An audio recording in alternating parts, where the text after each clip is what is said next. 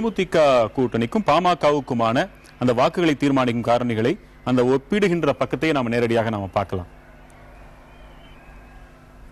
இதுல முதல்ல நம்ம ரெண்டு பார்த்ததும் எல்லாமே இதுல அடிப்படையில கூட்டணியில தான் நம்ம பார்க்கிறோம். அதிமுகனா அதிமுக கூட்டணியின் பொருள், திமுகனா திமுக கூட்டணின்னு பொருள். இதுல காங்கிரஸுக்கும் சேர்த்துதான் அந்த வாக்கு வங்கி, முதல்வர் வேட்பாளர், நிலையான ஆட்சி, நெறிகள் அதிகம், இரண்டாம் நிலை ஆதரவு என்பதெல்லாம். இது திரையில் தோன்றுவது பாமகவுக்கான தேமுதிகவுக்கான வாக்குகளை தீர்மானிக்கும் காரணிகள், இரண்டின் ஒப்பீடு. வாக்கு வங்கி தேமுதிகவுக்கு 8.55, அங்க 4.47, முதல்வர் வேட்பாளர் 8.59, அன்புமணி என்போர் 5.03, நிலையான ஆட்சி என்பதற்கு கிடைக்கும் சதவீதம் 7.67, அங்கே 4.27, நிறைகள் அதிகம் 6.83, 4.21, இரண்டாம் நிலை ஆதரவு தெரிவித்திருப்போர் 15.12, பாமகவுக்கு 8.01. இது உங்க கருத்து? அதாவது இது முதல்ல ஆர்கே சொன்ன மாதிரி மிகப்பெரிய ஒரு பலவீனமா ரெண்டு கட்சிக்குமே இருப்பது அதிமுகவும் திமுக இருக்குது, கூட்டணி அமைக்காம போனதுதான். அதைத்தான் இதை காமிக்குது. இப்ப நீங்க எல்லாத்தையும் கூட்டி பாத்தீங்கன்னா ஏதாவது ஒரு கூட்டணி, அது யாரா இருந்தாலும் சரி, பாமக இருந்தாலும் தேமுதிக இருந்தாலும் மதிமுக இருந்தாலும், இதை சேர்ந்திருந்ததுன்னா ஒரு தெளிவான ஒரு மெஜாரிட்டி மக்களுக்கு கிடைச்சிருக்குங்கிறத காண்பிக்கக்கூடிய ஸ்லைட்ஸ் இதெல்லாம். மறுபடியும் திரும்ப திரும்ப கோட்டை விட்டமோன்னு எல்லாருக்கும் மனசுல ஒவ்வொரு கட்சிக்கும் சொல்லக்கூடிய ஒரு புதிய தலைமுறை வழியா சொல்லக்கூடிய ஒரு மிகப்பெரிய ஒரு அறிவுறுத்துதல் இருக்கிறோம். இதை அறிவுறுத்தல் எடுத்து செயல்படக்கூடிய ஒரு உதாரணமா கூட இருக்கலாம். நீங்க ஒரு கட்சியை பெரிய கட்சி மட்டும் நினைச்சு நீங்க பேசுறீங்க.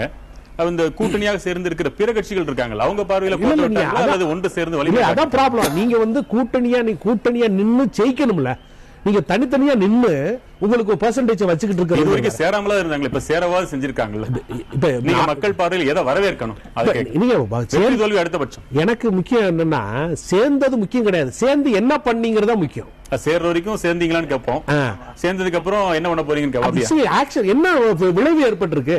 சேர்ந்த போது எல்லாருக்கும் ஒரு கவர்ச்சி இருந்தது, எல்லாரும் எதிர்பார்த்தாங்க. இந்த எதிர்பார்ப்பு இன்னைக்கு இல்லையே, தளத்துல இல்லையே. நீங்க சொல்றீங்க அது உண்மையாக இருந்து இப்ப எந்த கருத்து கணிப்பாக இருந்தாலும் 100% அது நடந்துரும்னா தேர்தலே தேவையில்லை, இல்லையா?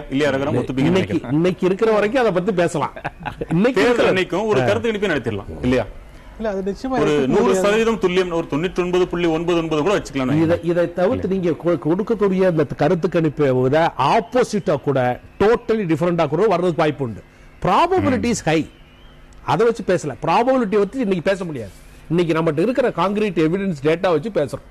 அப்படிங்கிற பட்சத்துல இவங்க எல்லாருமே தனித்தனியா நின்னு பிரயோஜனம் கிடையாதுங்கிறது. இதுல இன்னொரு அம்சத்தையும் நம்ம குறிப்பிடணும். அதுக்கு முன்னால இந்த ஒரு ஸ்லைடு போட்டதுக்காக உங்களுக்கு பிரச்சனை வரும் பாருங்க. பாமக நீங்க யாரோட கம்பேர் பண்ணீங்க? தேமுதிக பாமக கம்பேர் பண்றீங்க.